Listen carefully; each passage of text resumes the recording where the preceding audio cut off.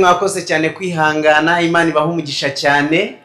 Mbere yuko dusoza nagira ngo twakire ibibazo. Niba ufite ikibazo turakwakira ukibaze, gishobora kuba gihuye n'ibyo twari turimo kuvuga, cyangwa ari ikindi, ariko ntujye inyuma y'iyobokamana. Utaza kumbaza ibya politike, nta gisubizo nakubonera. Ntumbaze iby'ubucuruzi none ahangaha, ndagira ngo mumbaze kubijyanye n'iyobokamana, kabone niyo ataba ari byo twari turiho.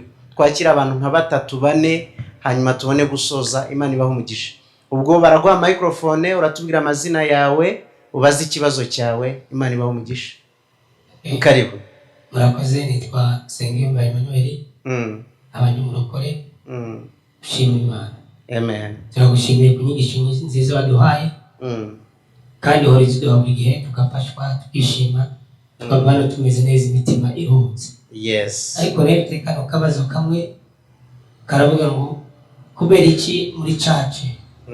Urugiye turi muri church, mu rusengero, usanga abantu binjira mu rusengero n'abasohoka n'ababamo arabakene. Kabona umuntu barokore no bambara nabi, no bambara ibikweto bikoma bibana bikagira hariyo. Ni kubera iki? Ugasanga abapagani bafite amamodoka, bafite amazu, ariko ugasanga muri church barakore baryama no musenge. Kuki bashobora aho asubiza? Sinzi ko narangirize muri buretse ufite ibindi bibazo. Reka manze nsubize kimwe kubera ko ntabwo ndimo kwandika kandi ndagira ngo tuzokoresha umwanya mutoya. Reka nsubize kimwe, ubaze ikindi nacyo nkisubize, hanyuma dukomeze. Ikibazo cye kirabaza ngo kubera iki twebwe abantu basenga, abantu bakijijwe, abantu bakunda Imana, ari twebwe dukenye cyane. Ni ikibazo cy'ukuri. Ikintu baje ni cyiza, ni ikibazo cyiza kandi ni ikintu cy'ukuri kigaragara. Nk'uko bivuze, twebwe abantu basenga niho bara mu rusengero, nk'uko babivuze rwose. Rero impamvu ibitera ya mbere, impamvu ni nyinshi. Nusoma mu rwandiko Yakobo yanditse, we yaravuze ngo murasaba ntimuhabwe kuko musaba nabi. Iyo ni impamvu ya mbere. Impamvu ya mbere ni uko dusaba nabi. Gusaba turasaba ariko dusaba nabi. Ushobora kwibaza ngo gute?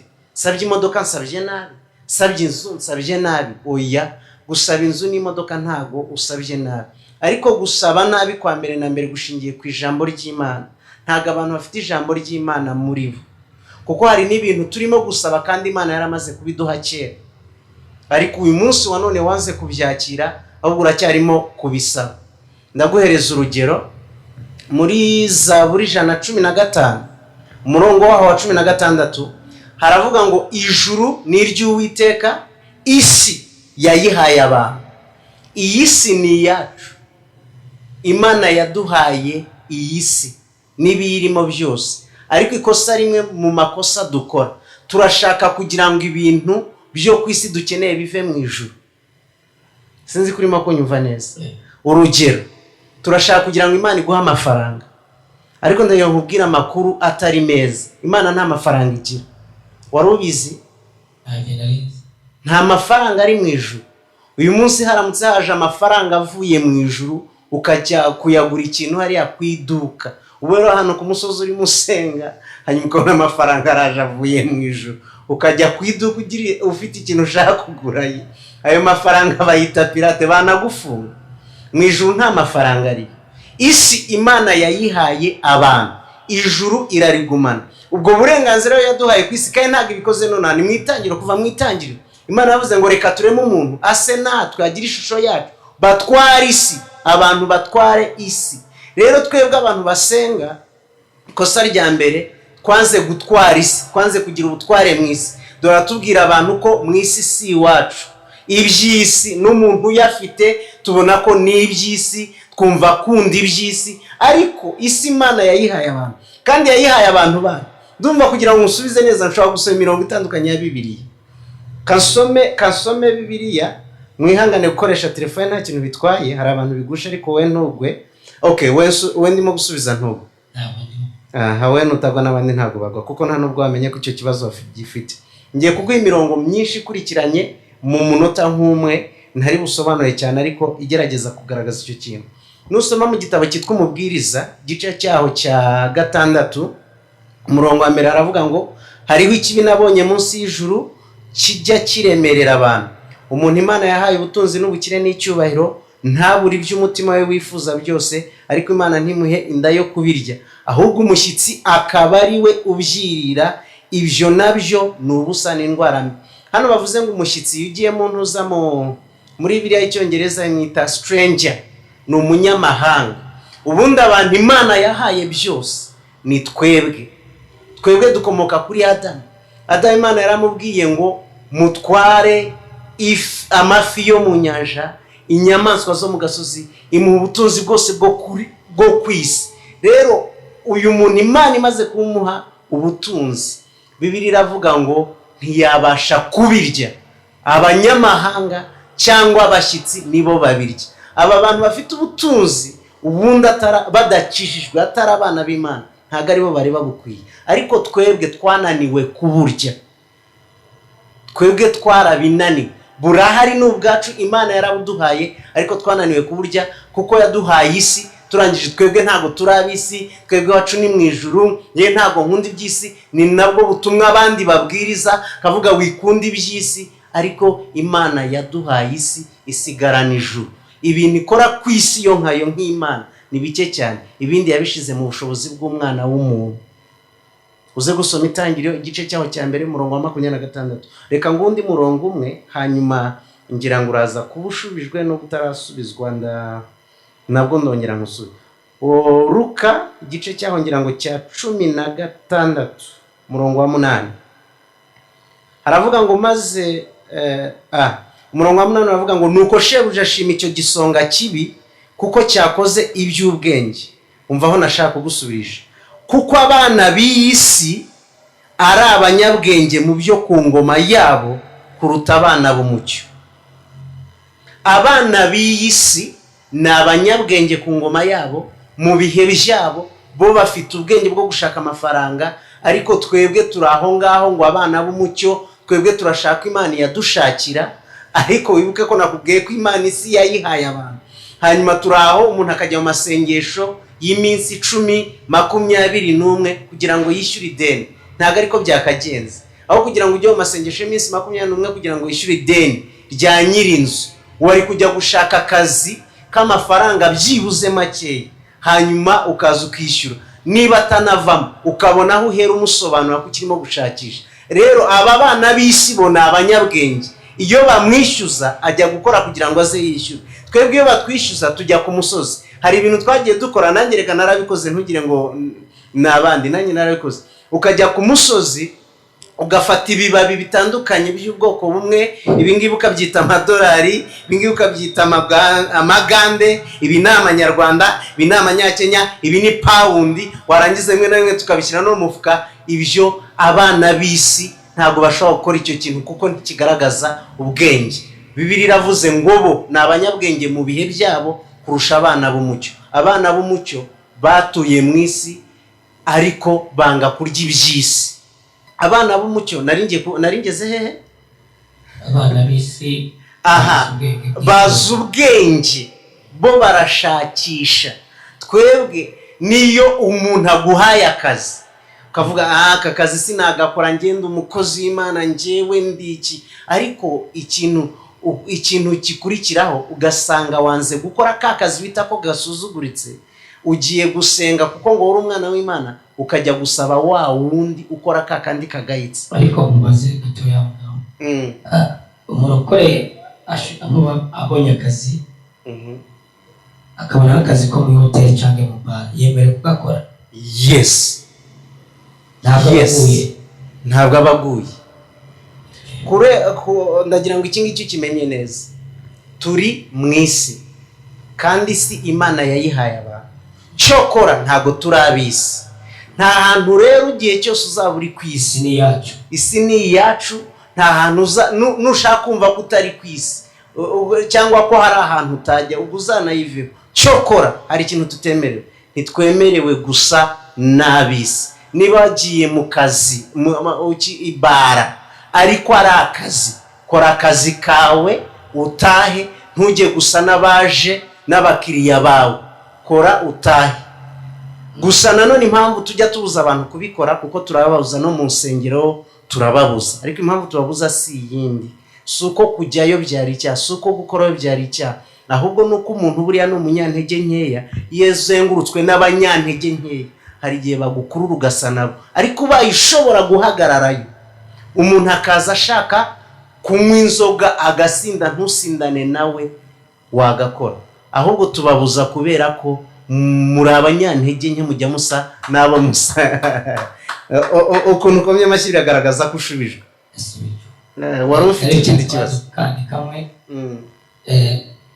kenshi na kenshi amagambo tumva mu macaci cyangwa no hanze hari abapasiteri benshi basengera abantu bagakira bagakora ibitangaza, ariko abantu kumva bavuga ngo uyu mupasiteri akorana n'imyuka mibi, ntabwo akorana n'Imana.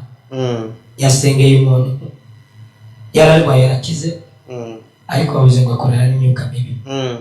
Ariko wagera muri church ahandi gusanga umuntu adakora n'ibyo bitangaza, kandi Yesu yaravuze ngo muzakora n'ibyo watakoze twe tuzabikora. Ariko abariko barabikora kino gihe bavuga ngo bakorera Satani. Umuntu se wamenya ko akorera Imana gute?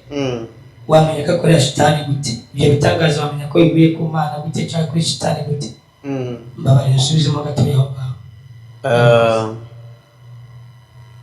Urabaza ngo ahantu hari ibitangaza tuvuga ko bakorera Satani. Ikibazo cye kirabaza ngo twamenya gute ko umuntu akorera Imana cyangwa Satani? Twamenya gute ko ibitangaza bikorerwa aho hantu ari iby'Imana cyangwa ari ibya Satani? Kanyisubize mu magambo yoroshye nutanyurwa nabwo urambwira. Simpakana ko Satani adahari. Satani arahari, n'Imana irahari. Kankusubize mu bihe bya kera, mu isezerano rya kera, Mose na Aroni bagiye kwa Farawo, ni muri Egiputa cyangwa mu Misiri, hanyuma bakora ibitangaza bitandukanye, ariko igitangaza cya mbere bakigerayo ngo yashyize inkoni hasi ihinduka inzoka. Imaze guhinduka inzoka, Bibiliya iravuga ngo aho kugira ngo Farawo atinye, ahamagara abarozi, ahamagara abapfumu n'abakonikoni n'abanyabwenge bo muri Egiputa, ngo nabo baraza bashyira inzoka inkoni zabo hasi zihinduka inzoka. Ibyo ngibyo birasobanura iki? Birasobanura ngo imirimo y'Imana irahari n'imirimo ya Satani irahari. Rero bavuga ngo umukozi w'Imana runaka ngo akorana na Satani, njyewe ntawe nenda kukubwira ngo akorana na Satani, yakorana n'Imana, ariko abakorana n'Imana barahari n'abakorana na Satani barahari. Kandi rimwe na rimwe abakorana na Satani bagira iterabwoba ryinshi, kuko niba Mose na Aroni bazanye inkoni imwe igahinduka inzoka imwe, abakonikoni, abapfumu, abanyabwenge n'abarozi, urumva abantu ni benshi, ntabwo yigeze itangaza umubare wabo, ariko buri umwe muri bo yazanye inkoni yayishyira hasi gahinduka inzoka. So abantu bakora Satani bakunze kugira ibintu by'iterabwoba ryinshi, hanyuma ariko nanone imbaraga z'Imana igihe cyose ziratsinda. Urabyibuka ko ku munota wanyu ya nzoka ya Mose na Aroni yarahindukira irya za zindi zose irazirangiza. Rero izo nsengero zose zirahari, ntago ndi buguhakane, ariko ntago nshaka kukubwira ngo uzamenyera kuri iki ngiki. Icyo nzi cyo nuko izo mbaraga zose zihari, kandi izi mbaraga z'Imana ziri hejuru y'iza Satani. Inzoka ya Mose igomba kurangiza iri inzoka z'abarozi, z'abapfumu, z'abakonikoni, z'abanyabwenge. Rero ikintu numva nakubwira none ahangaha nuko kwa Satani bakunze kugira iterabwoba, ibintu byubahiro hari ibintu bagira bidakenewe bitari ngombwa, ariko nacyo si cyanyuma warebera cyo kuri imbaraga zose zirahari, ariko n'ab'Imana barahari. Amen. Reka twakira undi. Imana iguha umugisha, ngira ngo urashubijwe. N'undi wari ufite icyo kibazo ubwo hari ukuntu ashubijwe. Amazina ni Niragire Timoteyo. Niragire Timoteyo. Ndi umurokore. Ikibazo cyanjye gishingiye ku gakiza. abakozi b'Imana batubanjirije mbere iyo mvuze gutyo nabo dusoma muri Bibiliya imirimo bakora tukareba n'agakiza bari bafite iyo ndebye ku bakozi b'Imana ubu sindabibona kuko ndanumva ngo pasiteri yateye abakobwa bataninda bari mu itorero ryiwe kandi agakomeza agahagarara ku gatuti akigisha. Rero ikibazo cyane kivuga agakiza ka mbere ni nako kubu cange byaratandukanye nicyo kibazo cyane. Agakiza ka mbere ni nako kubu cyangwa biratandukanye? Agakiza ka mbere ni nako kubu.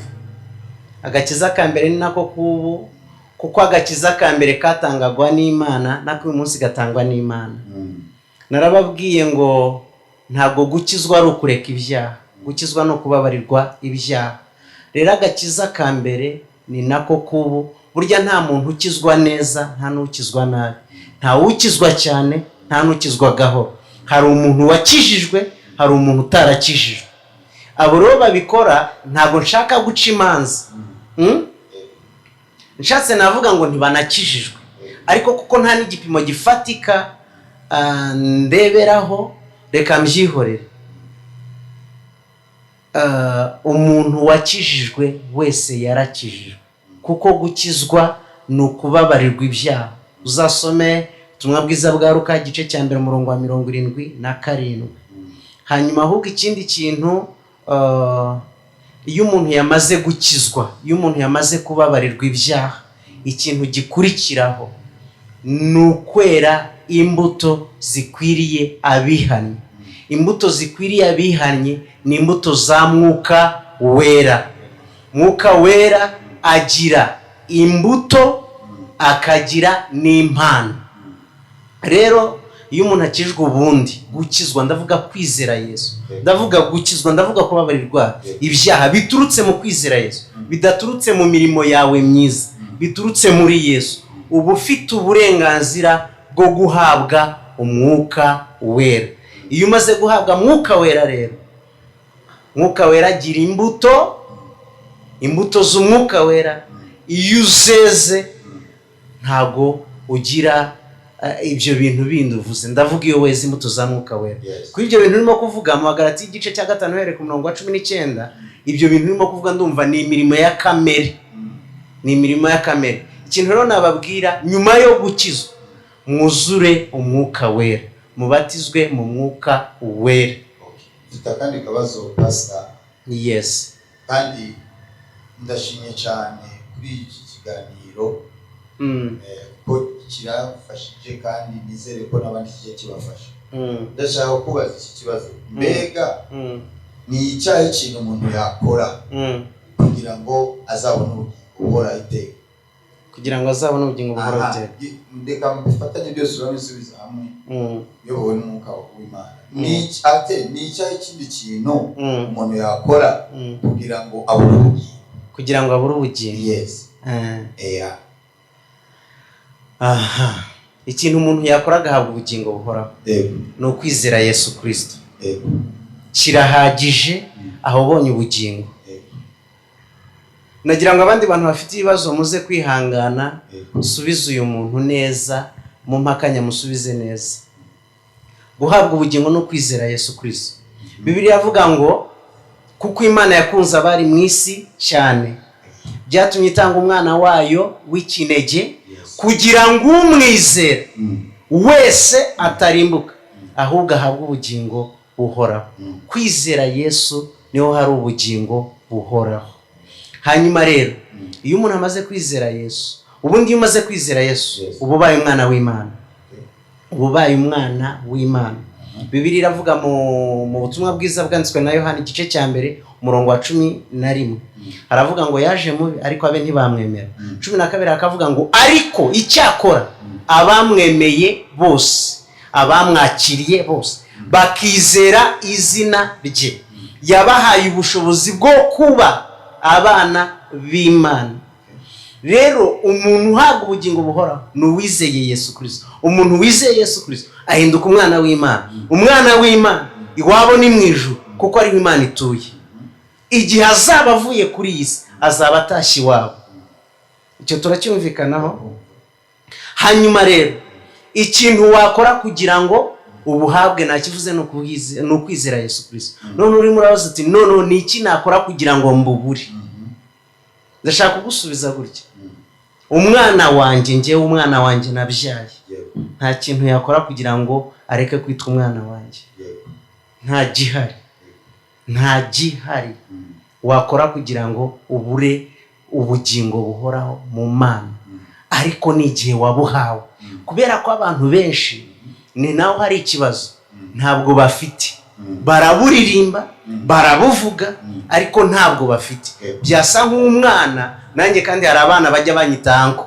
Yamuna akavuga anko, hari none uherutse kunyita dadi, ariko aranyita dadi na nyina simuzi.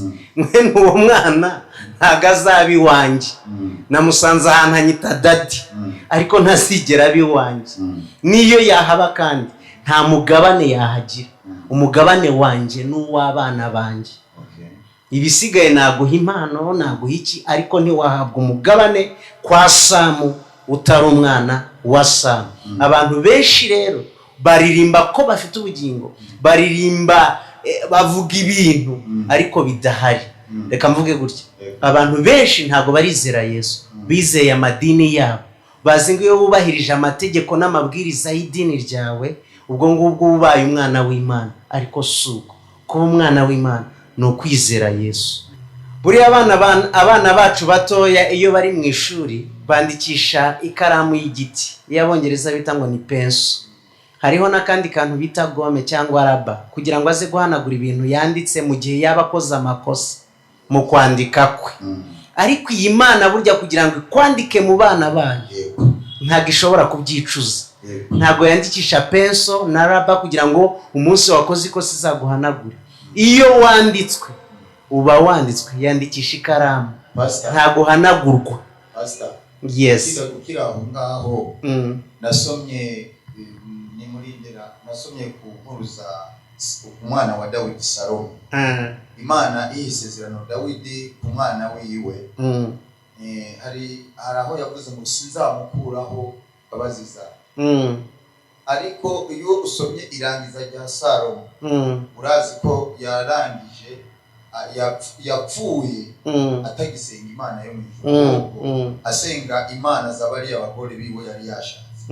None se Salomo kungiye gucyo Imana yo kwanditse ni kuvanamo mu gitabo cyayo.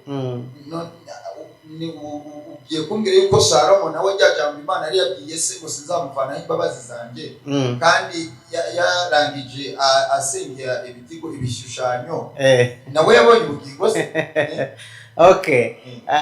Ntago ndi bugisubize nkuko ushaka ko ngisubiza, ahubwo reka mvuge gutya. Nayo nkubwire ngo Salomo ni umuntu, twe turimo turavuga Imana. Nongereho n'ikindi, Salomo ntago yigeze yizera Yesu, kuko ntago yari amuzi, ntago yamumenye. Twebwe turi mu isezerano ririmo Yesu. Guhabwa ubugingo no kwizera Yesu. Ntago nshaka kukubwira ngo yabonye ubugingo cyangwa yarabuhawe. Icyo ni ikindi kibazo. Ahubwo ndimo ndakubwira ngo twebwe guhabwa ubugingo no kwizera Yesu ntago ari ugukora neza, kuko kwizera Yesu nicyo kikugira umwana w'Imana. None se pastor, uvuga ngo iyo wizeye Yesu, iyo wamwizeye ugakomeza ukikorera ibyaha, ntacyo gutwaye urabona dayari. Ntago ariko bivuze. Ahubwo se ni gute umwizera ugakomeza ukikorera ibyaha? Ni gute umwizera ugakomeza ukikorera ibyaha? Ubwo se waramwizeye ubundi? Ntabwo niyo mpamvu nakubajije. Ariko nanone icyo nakubwira, nubwo wamwizeye ntabwo biguha uburenganzira bwo gukora ibyaha. Ariko ntibinavuze ngo ntuzakora icyaha, kuko wambaye umubiri. Niyo mpamvu uyu mubiri wambaye wowe, umubiri wowe ntabwo uzabona Imana. Uyu mubiri uzarimbuka, uzabora, uzapfa. Ukoze icyaha rero ukiri muri uyu mubiri, ndavuga icyaha cyo mu mubiri. Ariko ndumva nasubira inyuma. Reka manze nkubaze. Uko ni ukuboko? Ndakubona. Kukuboko ni ukwande? N'ukwa. Iki ni iki? Ni umutwe. Uyu mutwe ni uwande? N'uwa. Hanyuma iki ni iki? Ni igituza. Ni icyande se? Icyaha. Uko kuguru ni ukwande? N'ukwa. Njyewe se ndini? Wowe uri pastor, ni pastor yawe. no icyo nkozeho ndakwereka umutwe utuwo ni uwa Samu. Samu sari ni wowe njyewe guteze dore uku kuboko urambwiye ngo ni ukwa Samu n'uyu mutwe ngo ni uwa Samu. Bishatse kuvuga ngo uyu mutwe si Samu cyokora n'uwo ariko uyu mutwe si Samu kuko ubona ko ni ukwa Samu ntabwo uyu nguyu yari Samu. Samu ni umwuka. Bibiliya avuga ngo ikirubyarwa n'umwuka nacyo ni umwuka. Bibiliya ikavuga ngo Imana ni umwuka uri muri njyewe niwe uzabona Imana, uyu mubiri ntuzabona Imana. Bibiliya iravuga mu Bakorinto ngo hari imibiri yo mu isi n'imibiri yo mu ijuru. Yesu yaravuje ngo ndagiye ngiye kubategurira ahanyu. Aravuga ngo mu rugo kwa data hari amazu angahe? Menshi. Amazu urimo uratekereza ko ari izi nzu z'amatafari n'ibumba n'amakaro? Niko nabitekereza. Ntago arizo. Nta makaro mu ijuru, nta makaro bakeneye. Ubwo waruzi ngo nigeze kumva umuntu arimo kwigisha aravuga ngo niba ngo mu isi ngo upangisha ngo humure ngo mu ijuru ngo bakubakiye inzu ntabwo uzapangisha. Ariko izo nzu zirimo kuvugwa ni imibiri yo mu ijuru. Uyu muntu tuvuze ari we mwuka azaturamo. Urimo uracyumva namara kugera uyu mubiri uzarimbuka tubishaka tutanabishaka. Abantu babiri twumvise bagiye kandi nabwo ntabwo ari ukuvuga ngo baba bawujyanywe mu ijuru kuko mu ijuru ho hari imibiri yabo. Twumvise uwo bita Enoka, twumva Eliya. Burya hari ihindurwa riba ryarabereye ahantu tutareba ariko iriya mibiri yabo yaryaga agahunga n'ibishyimbo ntabwo yigeze ijya mu ijuru. Cyokora yatuvuye imbere. Pastor mu gikintu gishanari baratubwiye ngo utanze amaturo ugatanga n'icyacu ugakora n'imirimo myiza ngo uri urubaka inzu yawe mu ijuru. None se narinzi ngo uri gushiraho amadirisha ushiraho amabati ukutaye kandi babetse ndumva bihindutse.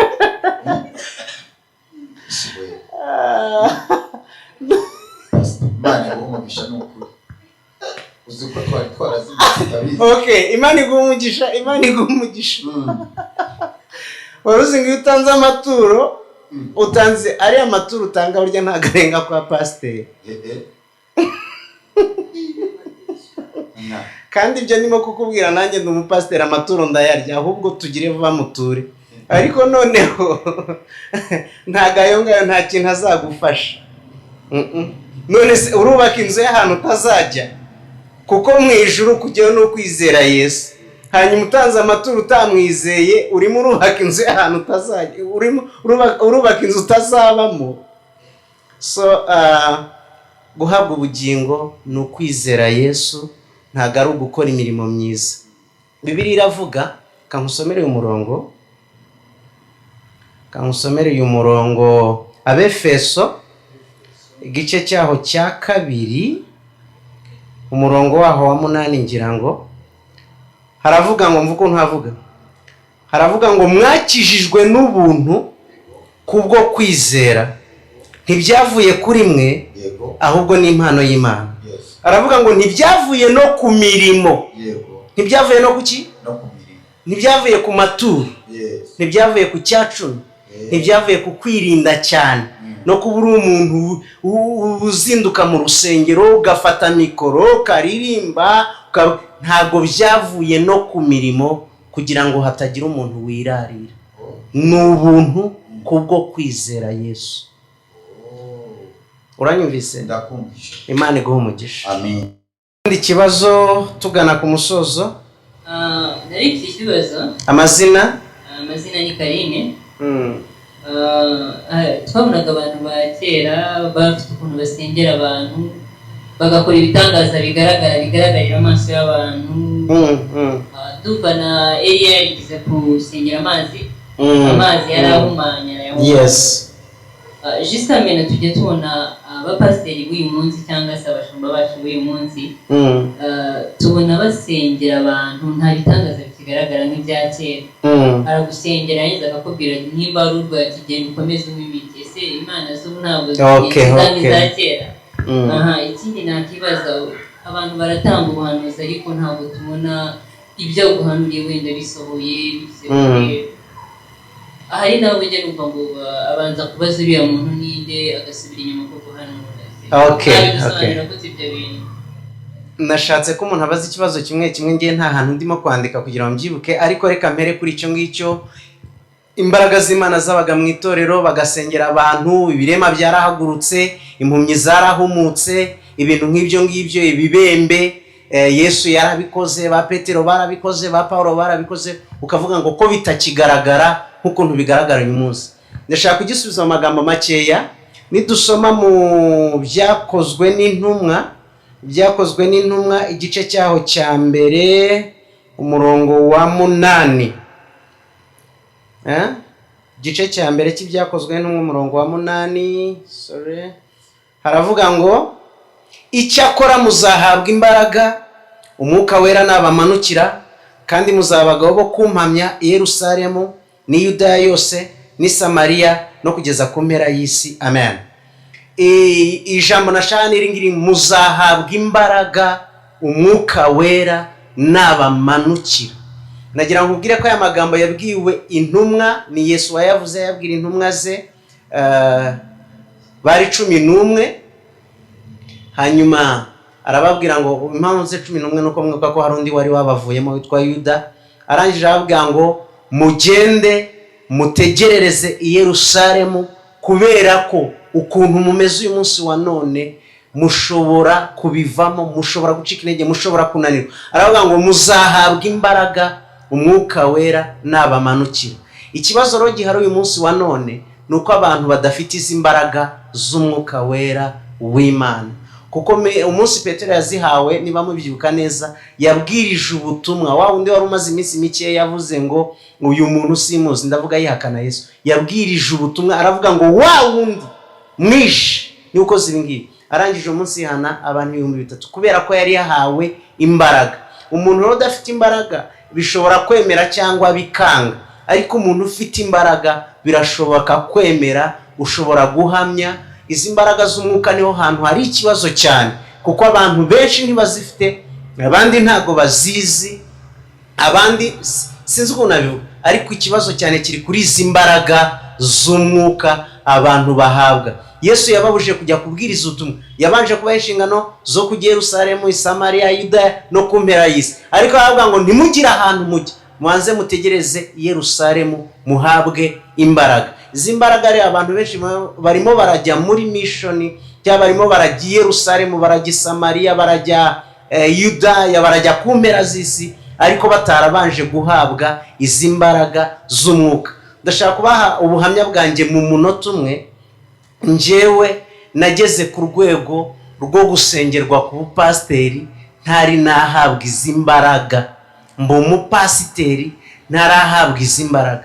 Narabwirije, nasengeye abantu, bamwe barakiza abandi banga gukira, hari naho nahanuriye, bimwe birasora ibindi ntibyasora. Hari ibintu byabaye aho ngaho kandi rwose bikaba, nkatuza abantu agakiza, nkabatiza abandi, nkasezeranya abandi, ariko ntarahabwa izi mbaraga. Kubera iki? Kubera ko ntari nzisobanukiwe. Abantu benshi rero ntago bazifite. Hari ibintu bafite, hari imyuka bafite, hari ibintu bafite bakabyitiranya n'umwuka. Ndashaka kubabwira n'impamvu yacyo. Abantu bafite inyigisho zipfuye zituma batagira n'umwuka wera w'Imana. Njyewe umuntu wanyigishije bwa mbere ku nyigisho z'umwuka wera, nkazamuka imisozi nkajya mu byo bita ubuvumo n'ubutayu ushaka umwuka wera, yari yarambwiye ngo gomba kubanza nkakiranuka, nkaba intungane, nkagaragara ntariho umugayo, Imana yamara kubibona ikanyuzuza umwuka wera. Icyo ni ikinyoma. Umuntu yemererwa mwuka wera iyo amaze kwizera Yesu, ntabwo ari igihe amaze gukiranuka, kuko udashobora no gukiranuka udafite mwuka wera. Rero aho ngaho mpareba ko ari ikibazo. Abantu benshi buriya ntabwo bafite ziriya mbaraga ba Petero bategereje i Yerusalemu. Zidahari rero bishobora kwanga cyangwa bikemera, biba ari by chance, kubw'amahirwe. Ariko izi mbaraga zihari, ziba zihari kandi zirakora. Warubaje ikindi kibazo, ngira ngo sinzi niba aho ngaho ushubijwe. Warubaje ikindi kibazo yarabaje kiravuga, ni munyibutse ikibazo ko abantu abapasiteri b'uyu munsi basengera abantu, ariko tukabona byinshi ntabwo bisohora. Okay. Ubwo nagishubije kuko benshi muri iki gihe ntibarahabwa izi mbaraga. Ugasanga umuntu ararwaye ukamusengera ariko ukanamutegeka kunywa ibinini. Ni imbaraga Bibiliya yavuze ngo muzahabwa imbaraga Umwuka Wera namanukira. Abenshi ntibarazihabwa kuko batanazizi, babyumvise nabi, babyigishwa nabi, nabo babyigisha nabi, kuko ndi umuntu umwe wigishijwe Umwuka Wera nabi, kandi nanjye mpabwa inshingano zo kumwigisha abandi, nanjye ntamwumva ntamusobanukiwe, izo mbaraga zitari zihari, kuko ngewe nuzuye umwuka, ndi umupasiteri wimazemo iminsi myinshi. Rero ndumva ikibazo cyo kiri ku mbaraga niho bizingiye. Imana iguhe ikibazo cya nyuma. Murakoze. Mazina yanjye ni Mugisha Esther. Nari mfite ikibazo ku bijyanye na divorce. Iyo dusomye ijambo ry'Imana tubona mu gihe cya Mose yaremereye abantu kudivorsa. Ariko mu gihe cya Yesu arangije ndabyanga. None ikibazo mfite cy'uyu munsi ko tureba mu itorero ari bisa divorce yamaze kumera nk'ikintu gisanzwe, ushatse aradivorcinga ubuzima bugakomeza, kandi noneho byarenze no kuba mu bakristo, ahubwo bisigaye biri no hejuru mu batwigisha ijambo ry'Imana, abakozi b'Imana bo ku rwego rwo hejuru. Twavuga ngo divorce noneho yaremewe, Yesu yaje kubyemera, nyuma byageze bite? Uravuga uti Yesu yaje kwemera divorce? Ntabwo Yesu yigeze yemera divorce n'umunsi n'umwe. N'ubu divorce ntiyemewe. Yavuze impamvu itera abantu kudivorsa, yarayivuze mu butumwa bwiza bwanditswe na Matayo igice cyaho cya 19 umurongo wa 8. Aravuga ngo, arabasubiza ati Mose yabemereye gusenda abagore banyu kuko imitima yanyu inangiye, ariko uhereye mbere hose ntibyari bimeze bityo. Impamvu rero yatumaga abantu basenda abagore babo ngo nuko imitima yabo yari inangiye. Umuntu rero icyo waba uri cyo cyose, gusenda umugore nuko ufite umutima unangiye. Ntabwo ijuru ryigeze ribyemera, ni abantu babyishyiriyeho bitewe n'imitima inangiye. Mose ahubwo yashatse kugerageza kubikomeza kubera ko byari bimaze kuba byinshi, ashyiraho amategeko, aravuga ngo nujya gusenda umugore uzajya umwandikira urwandiko. N'uyu munsi niko bigikorwa, byahindutseho gakeya. Uyu munsi ni ukujya mu nkiko, hakaza abacamanza judges na lawyers, barangiza bakaburana, bakabyanga cyangwa bakabyemera, ubwo ngubwo divorce ikaba cyangwa ntibe, ariko si Imana ibyemera. Cyokora ndashaka kuvuga ikintu gitoya nanone gituma divorce zikomeza kwiyongera, ni uburangare abantu basigaye bagira mu gushaka. Abantu basigaye bashaka ariko bitarimo ubumana. Ubundi Bibiliya iravuga mu itangiriro, Imana ikimara kurema umugabo, hari ijambo rindi yavuze, yaravuze ngo reka tumuremere umufasha umukwiriye. None abantu ntabwo bagishaka babakwiriye. Ndabahereza urugero. Mfite umusore mu cyumweru gishize rwose yarambwiye ngo arashaka umugore. Ndamubwira abagore barahari, ambwira ko ashaka kurongora, kandi ko yasenze ngo kuva muri 2009 asengera umugore. Andahiriza ngo none niki gituma utarongora? Ntibarahari. No mu cyaki bari. Ati pastor, ati njyewe narababaye, nararushye, njyewe ntago nashaka umugore ukennye udafite ikintu afite. Ibyo ngibyo bihita bikwereka ukuntu abantu batagishaka bafasha babakwiriye.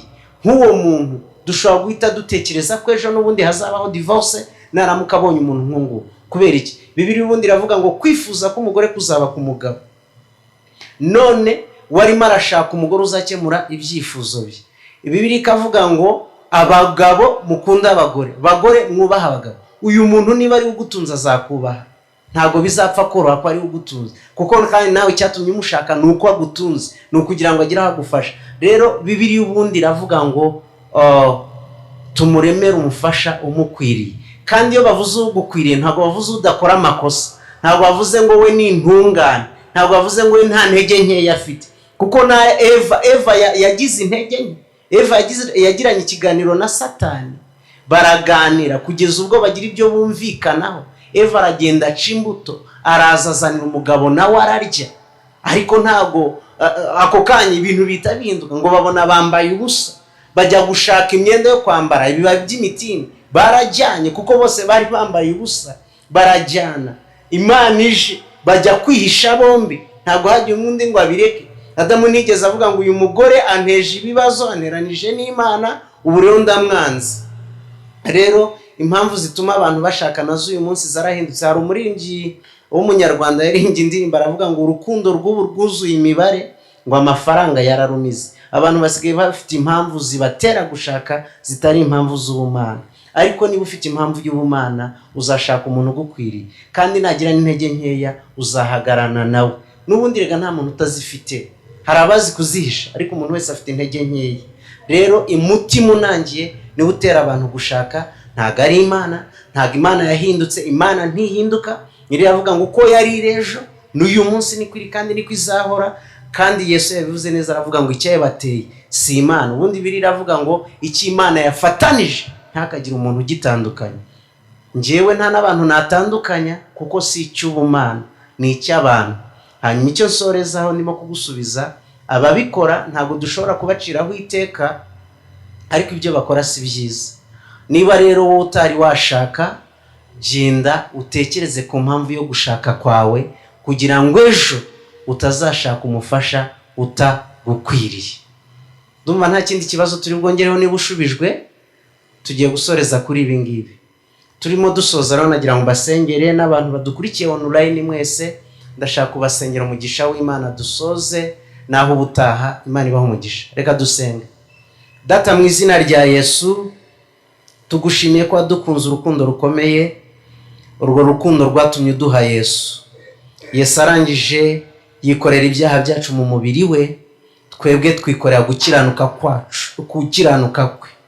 Warakoze Yesu, warakoze kudukunda, warakoze kutwitangira, kandi nawe ugiye kugenda udusezeranya kutadusiga nk'imfubyi. Utwemerera umufasha, arizo mbaraga z'Imana, ari we Mwuka Wera. Izo mbaraga twarazihawe, uwo mwuka twaramusigiwe nk'isezerano. Abatamufite ndabasengeye kugira ngo bahishurirwe, nabo bahabwe izi mbaraga, kuko ari iza bose. Ijambo ry'Imana rirambwira ngo iri sezerano ni iryacu n'abana bacu. Ndasenze kugira ngo umuntu wese urimo kumva ubutumwa, n'uzabwumva ku mbuga zitandukanye, kuri interinete, mu izina rya Yesu Kristo azunguke, azahabwe uyu mwuka, kandi afite umubabaro azahabwe umunezero, azahabwe amahoro y'Imana mu izina rya Yesu. Urwaye akire, ubabaye yishime, ukennye akire, kuko byose biri muri Yesu Kristo. Ndasenze kugira ngo umugisha wawe babeho muri ibi bihe bya none, bagendera imbere yawe mu ihishurirwa ryawe, mu ijambo ryawe, kuko ari wowe jambo. Barusheho kukumenya no kuguhishurirwa, batazakorwa n'isoni kuri urya munsi, bazi ko bari kumwe nawe, bazi ko bakwizera, ukazavugaho rya jambo ngo ntiwigeze kubamenya. Mu izina rya Yesu turasenze kugira ngo ujyane nabo bataha, kandi uzagarukane natwe, buri muntu wese wo muri twebwe afite ishimwe. Amen. Imana ibahe umugisha.